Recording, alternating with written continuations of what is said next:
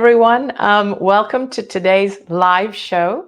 And today I want to talk about love and relationships for empaths because it's a question that comes up time and again.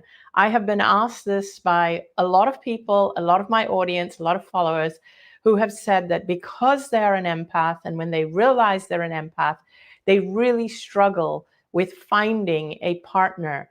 And so they stay single longer than they desire to. They want a partner, but they don't know how to find a partner who is a match for them as an empath.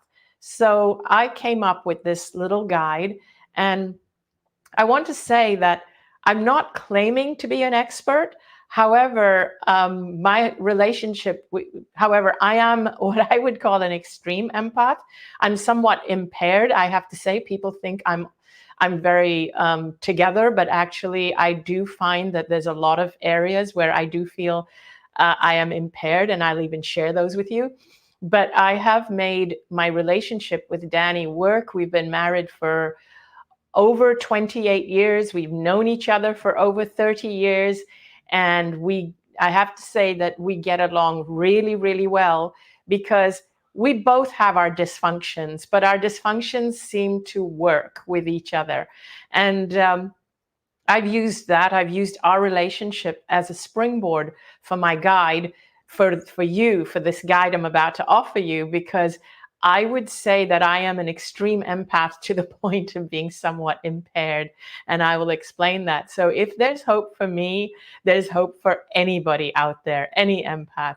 So first of all, I'm going to go over the 6 bullet points I have for you. And once I give you those, then I'm going to dive into each bullet point separately. So this is for empaths, particularly extreme empaths, highly sensitive people who are having trouble finding a partner that they can live with, work with, be with, or finding a partner who will not exploit them or take advantage of them. So number one, so in order of importance, number one, get to know and love yourself. So you really have to spend some time getting to know and love yourself. And I'll get into this more in a little bit. Number two, you have to be aware that you are an empath and finding someone who will know how lucky they are to have you, an empath, as a partner. Number three, be cautious about online dating. Now, I'm not judging online dating, but as an empath, you have to be a little more cautious, and I'll tell you why in a little bit. Number four, for empaths, it's better to find people organically. Even if it's online, it's through forums and platforms where you just click with people who you have common traits with, who you share a hobby with. But it's even better if you do it in person. So go out and meet people. Number five, don't make physical appearance the highest value or the highest priority. Make the fact that someone can see you and feel that they're lucky to have an empath as a partner, make that the highest priority to look for in a person. And number six, don't rush into a relationship because empaths trust way too soon. So those are the 6 main points, and I'm just going to cover them a little bit more now. So number one, getting to know yourself and getting to know and love yourself. It's really, really important that you know yourself and you love yourself for who you are. Love yourself for who you are. Don't see your traits as flaws, because I swear I have empath traits up the wazoo that really can get in my way. And it's very easy for me to see them as flaws because it impairs my ability to discern. I have a very bad discernment ability when it comes to other people, and I've been very lucky and very blessed to have a partner who is extremely protective of me, who is extremely grateful of my traits because he knows that I will always give him the benefit of the doubt, and I'm more of a giver, so he's aware of that. But let me tell you where it impairs me, and maybe you can relate. I don't know. I have never shared this before, so I am kind of making myself vulnerable here in sharing this with you. But empaths are highly intuitive about other people. But when it comes to somebody who may be trying to exploit you or take advantage of you, what happens with me is I'm not able to discern that, because what I sense in them is that desperation energy or the fear that's behind why they're trying to exploit me. So I don't sense that they're trying to exploit me. I sense the desperation that causes them to want that. So let's say if somebody is trying to take advantage of me for whatever reason, whether it's because they want my money or they want, whatever it is, because right now it's not because they don't want a male-female relationship partnership with me because I'm married. But when it's, let's just say business, and someone's trying to exploit me, I cannot discern, and I need other people around me to tell me that no, that person is being manipulative, because I don't see the manipulation. I see the energy behind the manipulation, which is one of scarcity, one of fear, one of desperation. And because they're feeling those things, they are only putting their needs ahead of mine. And so they are manipulating me to get what they want from me, but I won't see that part. I'm very bad at discerning. But I have amazing people around me now, but I wouldn't have had that years ago. I have been exploited so many times and realized that that is something that's impaired. Now, instead of trying to fix it, and this is what I mean about loving yourself, I judged myself and I tried to fix it, but I would keep falling for it. I keep falling for it when people try to dupe me. And so I have had to surround myself with people who can see through it better than I can.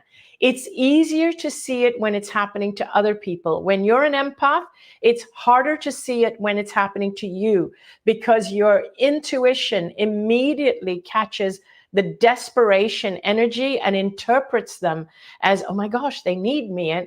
But that energy that we're interpreting in that person is probably one which is driven by some kind of desperation, some need to win, some need to get something out of you. But it is not healthy for you to fall for it. And sometimes just telling people this is not healthy is not enough, because you end up judging yourself, which is what I was doing. And oh my God, why am I still falling for this? Why do I still fall prey to this same person who comes to me over and over again, wanting the same deal? So I have surrounded myself with people. My husband is extremely protective. I have a team of people. I have friends, and they keep pointing it out to me and helping me. And so love yourself through that. And I am sharing this because I am wondering whether other people have that same tendency where you fall for it even when it happens over and over, because what you are intuiting is the desperation behind their manipulation. Because we have a tendency to say, I'm really intuitive, so how do I let myself fall for it every time? It's because you're intuiting something that's behind the action of the manipulation they're using on you. So get to know yourself, know that you fall for things like this easily, and love yourself through it, and figure out a way around it. Draw your attention to it, something that will draw your attention to these red flags. Have a close friend, run it by a close friend, a friend you trust, and say, hey, I'm with this person and this is what they're saying. And this friend can say to you, nope, it's the same pattern. You've been through this before. And I'll say, oh, but maybe it's different this time because, they seem to have learned their lesson. And they'll say, nope, go cautiously. If you want to work with them, or if you want to have a relationship with them, you have to have this in place. So have people around you to help you and support you if you feel you have the tendency if you have poor judgment in that sense, poor discernment.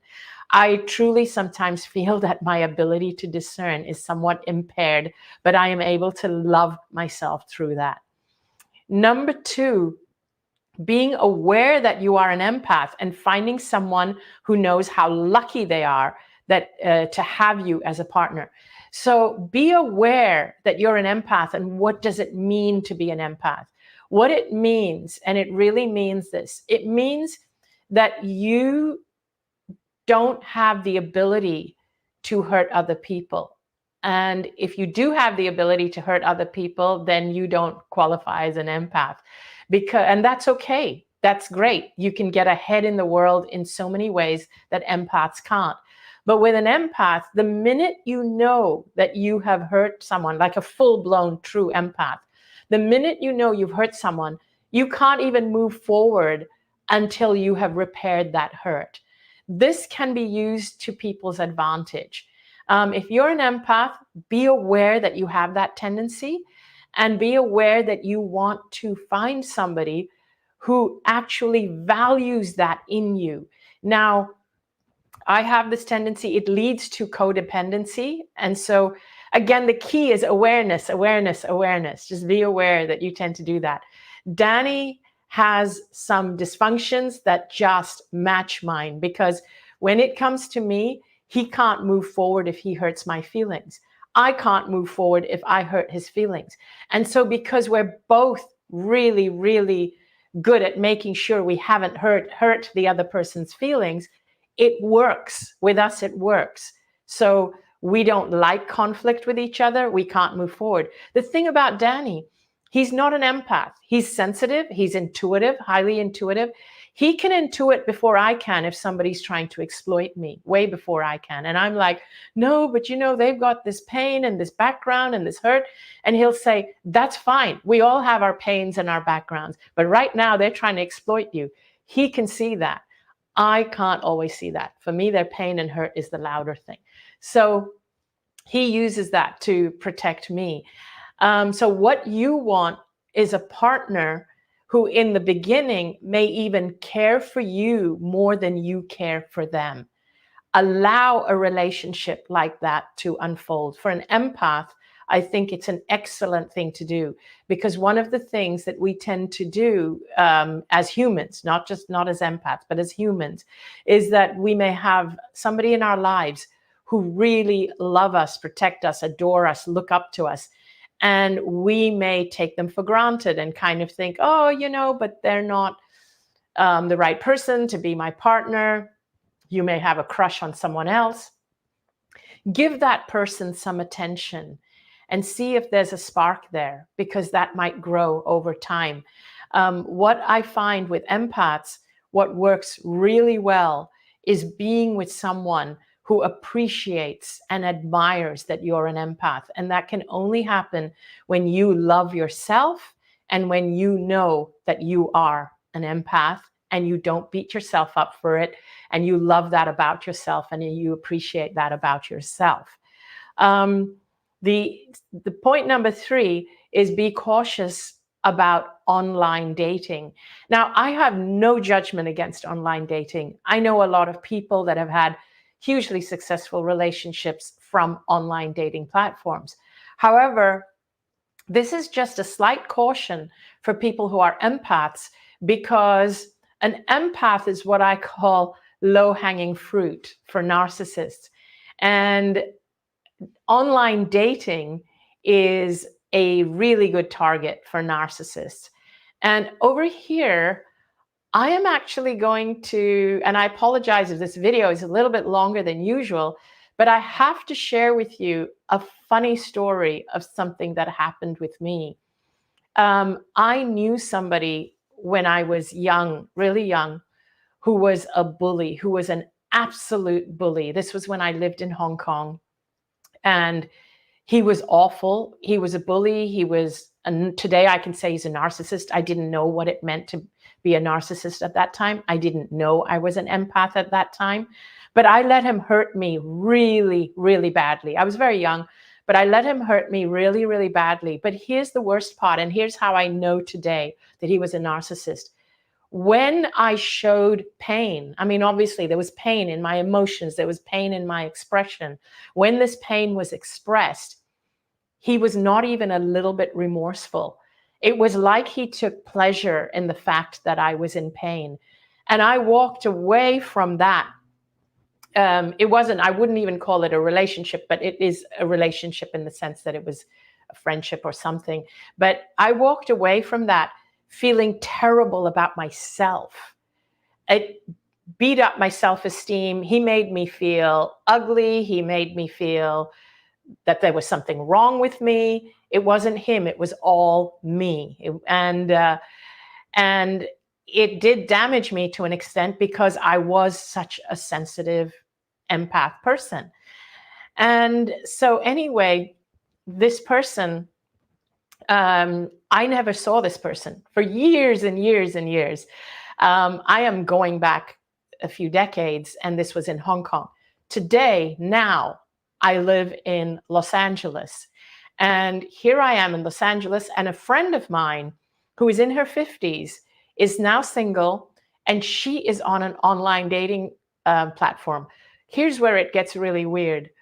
A few weeks prior to this incident that I'm about to tell you about, a few weeks prior to this happening, I was just sharing with her this story about this guy from my childhood, from my young days, this very guy I'm telling you about, who hurt my feelings in a really bad way, and how I totally felt useless, ugly, all these things. And I was sharing this with her, and I was sharing how I'm now watching some videos on narcissists, and I can tell now he was a total narcissist and how he got pleasure from my pain and all that stuff. So I was sharing this with her.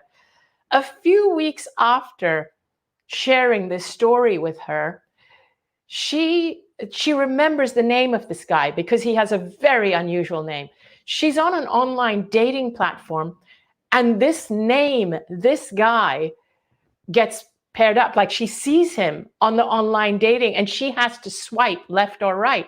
So she doesn't swipe, and she calls me up and she goes, "Isn't this the name of that guy?" And she screenshots his photo and sends it to me. And I'm like, oh my God, that's him. This is decades later.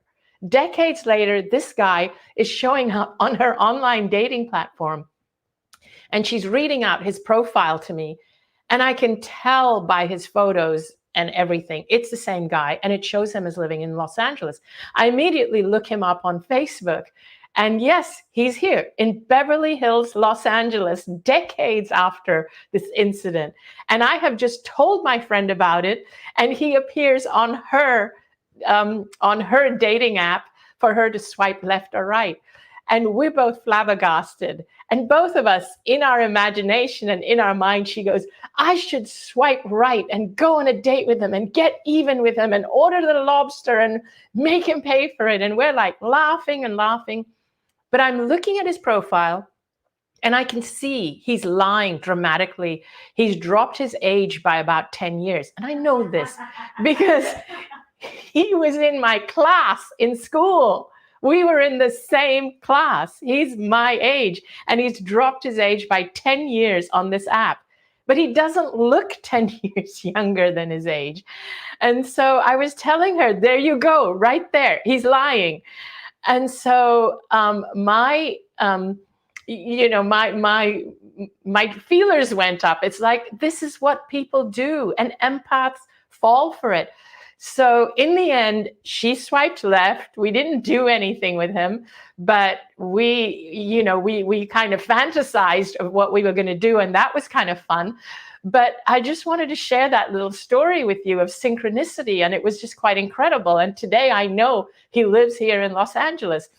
And my friend and I, we still joke about it, and as to how we're going to creep up on him one day, and she's going to say, "Do you remember Anita?" And so anyway, but be wary of dating apps. You need to be with people in person. Don't believe everything you read. And empaths trust very, very easily. Okay. So point number 4 is try and go organic when it comes to dating. And when Anita, I say I'm organic, just going to jump in really quickly. Sure.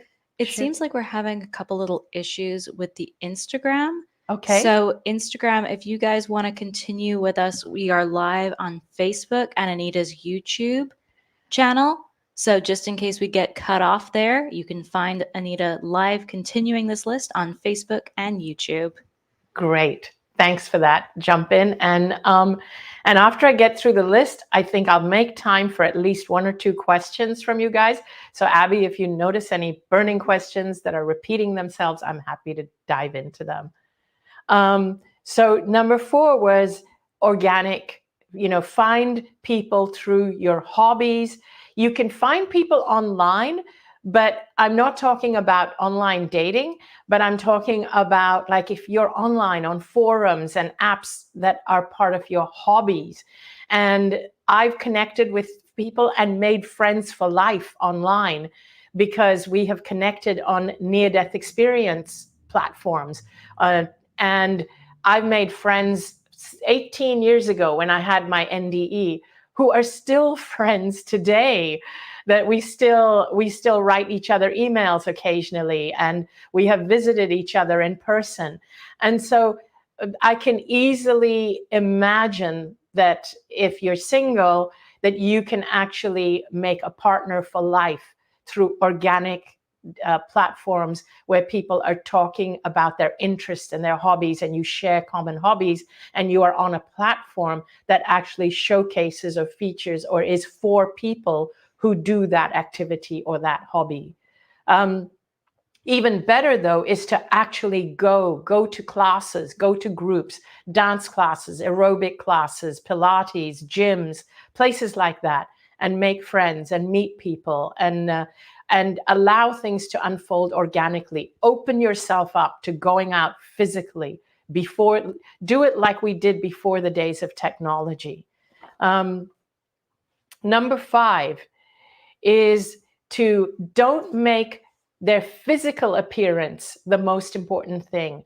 I think that there is really something to really getting to know a person, because you fall in love with people for so many reasons. Physical is usually the first thing that we see and we notice about somebody, but allow a friendship to develop. I think a friendship is super important because that is what lasts really through the years. Is, do you get along? Do you have things to talk about? Do you guys like the same, have some similar hobbies? Do you like watching some similar programs on TV? Like with Danny and I, one of our favorite things to do is to watch late night TV together after we're both done for the day. And we both sit and watch TV, and we eat popcorn or other fun snacks. We make our own popcorn. We do that together. We even make the popcorn together. We use organic unpopped corn and coconut oil, and we add Himalayan pink salt, and we like experimenting with food. Another thing we both love to do is we both love to cook, and we work very well in the kitchen together. Danny complains it's because I like to cook and he likes to clean, or he's stuck with the cleaning and he doesn't mind it. And he says that's why we love to work. That's why I love working with him in the kitchen, because he's a neat freak. He's a clean freak. He's a little bit of a germaphobe. But even though he's a germaphobe, it works for us because I love clean environments. And so he's constantly keeping things clean. So find ways, things to do together, and ways that that you can be together in the physical and bond and make friends with them. And so find activities, if you're single, where you're doing things where you can meet people that have the same kind of passion as you do, whether it's a cooking class or exercise class. And the 6th and final thing I have, did you want to jump in with something, Abby? Were you about to say something? The 6th and final thing I have, very, very important for empaths, do not rush into relationships. Empaths are too trusting and they trust too soon.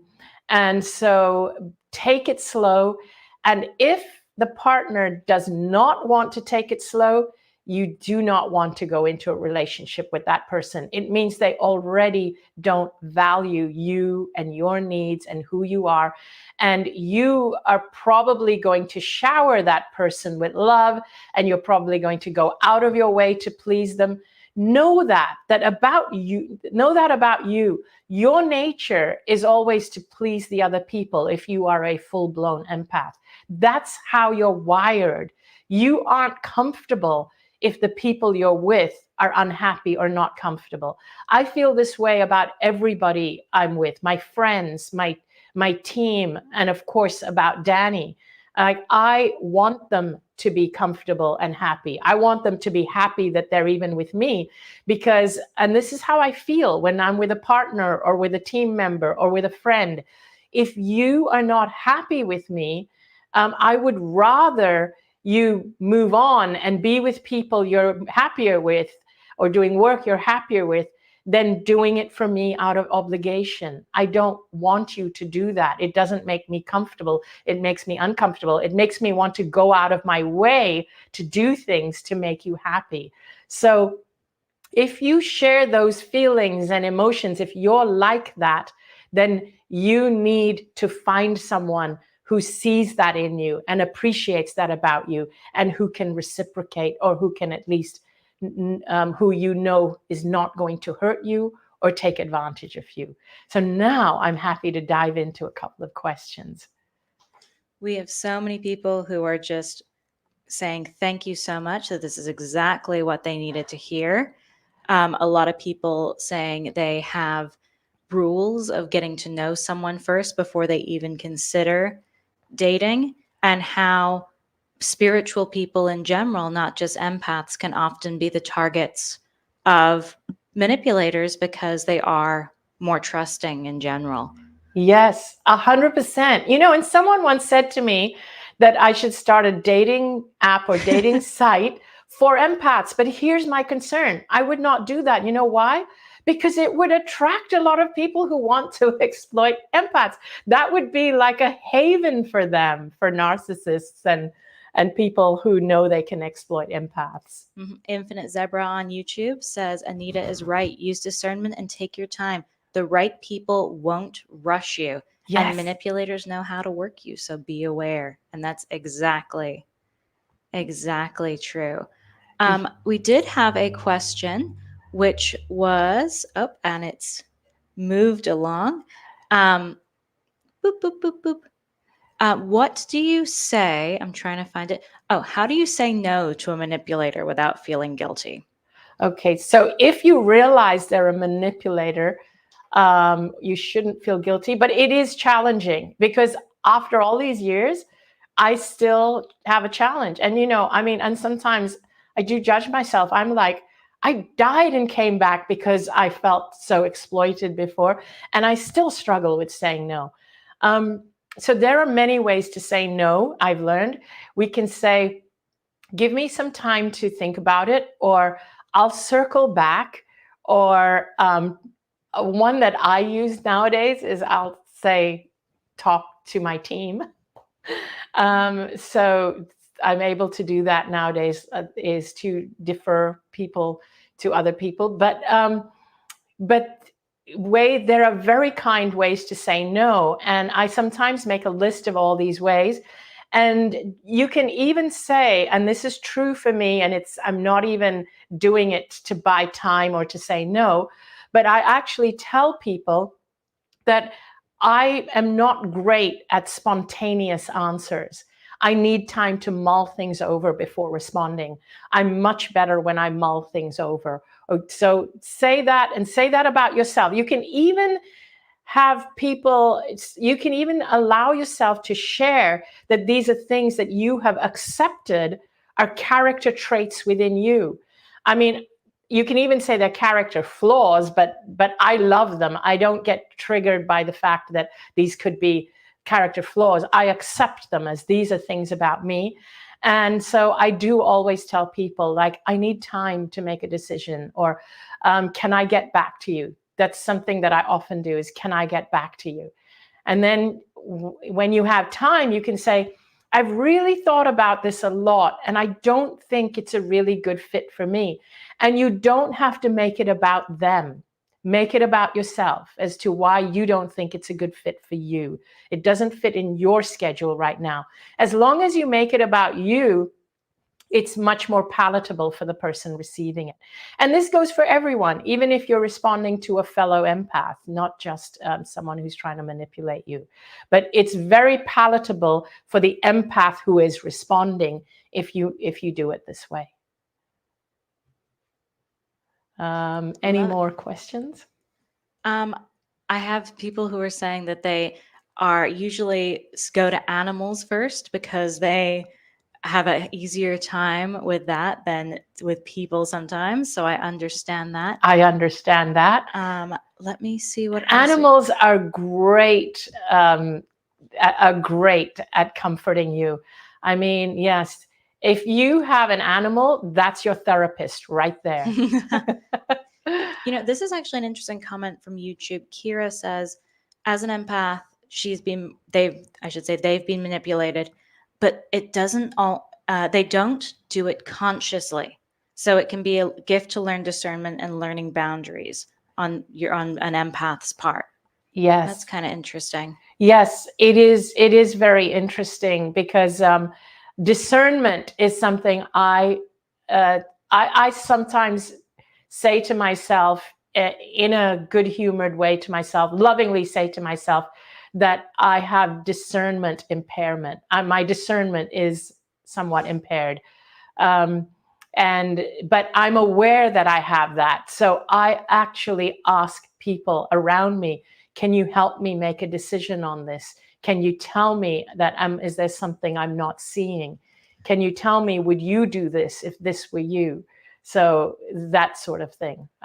So find people. So for empaths, one thing that is really important is to find a community of people, at least one person, if not a group of people, who you trust. You really need that, whether they are coworkers or a team of people who work with you or who you employ, or family members or friends or spouse, partner. Find people you trust who you can go to and even run relationship questions by them. So we have two interesting questions that came in from Facebook. One of them is boop, boop, boop. Everything is moving so fast with all these comments. I'm going to try and summarize it from memory, but it was that they're having a hard time finding friendships, finding relationships. Is there a spiritual reason why someone who craves connection might go for a long time on their own? Yes. Well, so I totally understand that. And I'll say that I went a long time where my only connection, my lifeline, was Danny.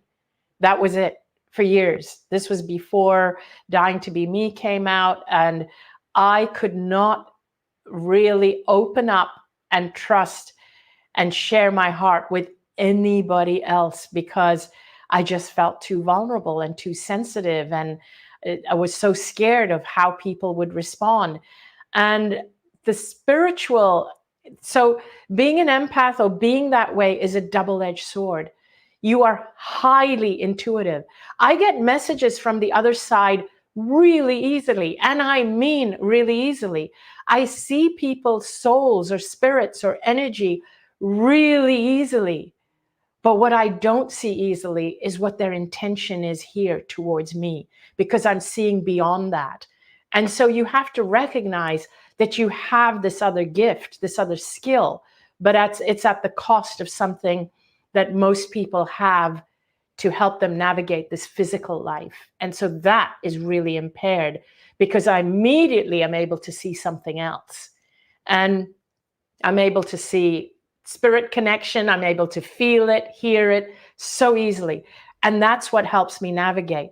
What I've also had to remember is to give priority to the voices that are coming to me, for me, the guidance that are coming to me, and listen to that and not give priority to the feelings or the fear that is driving the person that is taking advantage of me or exploiting me.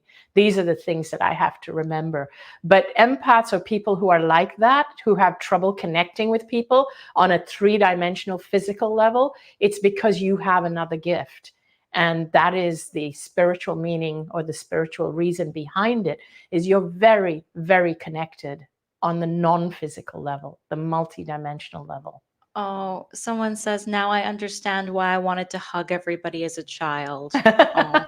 Aww. So we've got a lot of comments asking, giving an example, then saying, does this mean I'm an empath? If you are curious, if you are an empath, Anita has an empath quiz on her website.